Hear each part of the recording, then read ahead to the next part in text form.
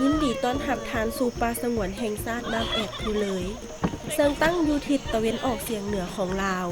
พวกข้าพเจ้าขอเชิญชวนทานไปเที่ยวสถานที่ท่องเที่ยวที่เป็นเอกลักษณ์ทางด้านอนุรักษ์และผจญภัยการท่องเที่ยวนี่เป็นการท่องเที่ยวอนุรักษ์ธรรมชาติและสัตว์ป่าแบบประชาชนมีส่วนร่วมกิจกรรมนี้สนับสนุนขุนชนในอนุรักษ์สัตว์ป่าและพร้อมทั้งส่งเสริมชีวิตการเป็นอยู่ของประชาชนในขงเขตดังกล่าวบ้านสวนครัวล่ะเป็นบ้านเจ้าภาพเนาะในการท่องเที่ยวนำเนินนี่นะและจำนวนเข้ากลุ่มบริการนี่แหละมีนะ45ครอบครัวปัญหาหนึงก็นักท่องเที่ยวเข้ามาหลายเขามีฝนนะครับ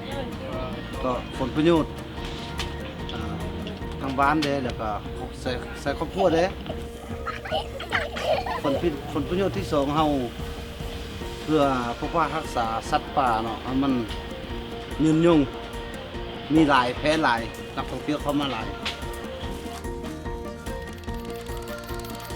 รายการท่องเที่ยวชมสัตว์ป่ายามกลางคืนแม่น้ำเนินเป็นรายการท่องเที่ยว1คืน2มื้อรายการนี้แม่นบริการโดยชาวบ้านผู้เคยเป็นนายพรานและนักหาปลาจากบ้านสนขัวเมืองหัวเมืองแขวงหัวพันชาวบ้านก็พานักท่องเที่ยวลงเรือลงตามสายน้ำยามกลางคืนโดยบ่ได้ติดจักเรือเพื่อเบิ่งสัตว์ป่าก็ย้อนว่านักท่องเที่ยวอยากมาเที่ยวนี่เนาะก็ย้อนว่าเฮาประชาชนเฮาเนาะรักษาได้ประชาชนมีส่วนร่วมรักษาได้ยังมีสัตว์ป่าแล้วก็ยังมีธรรมชาติเนาะยังงามเพราะว่าเป็นแหล่งอาหารหนึ่งที่ว่าตอบสนองให้แกเสือโขงเพราะว่าเสือโขงนี่ก็เป็นบอนเฮือนสุดท้ายของเสือโขงที่ว่าจะอยู่ในประเทศลาวป่าสงวนแห่งชาติน้ำแอกภูเลยตั้งอยู่ระหว่างเมืองมรดกโลกหลวงพระบางและเมืองประวัติศาสตร์เวียงไซแข่งหัวพันติดกับชายแดนลาวและเวียดนามเรียบตามเส้นทางระหว่าง2เมืองประวัติศาสตร์นี้ยังมีจุดที่ตั้งของสถานที่ท่องเที่ยวห้องห้อยหินเก่า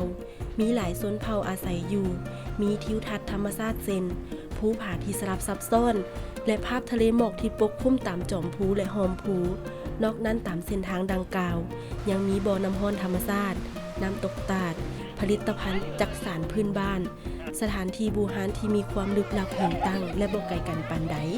ยังมีสถานที่ท่องเที่ยวทงไฮหินอยู่แขวงเสียงขวางมีนักท่องเที่ยวมาเที่ยวบ้านเฮาหลายๆอยากเฮือนบ้านเฮานี่นะ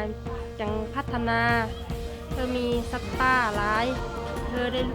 เส้นลูกเส้นหลานเฮาได้เบิ่งตลอดไป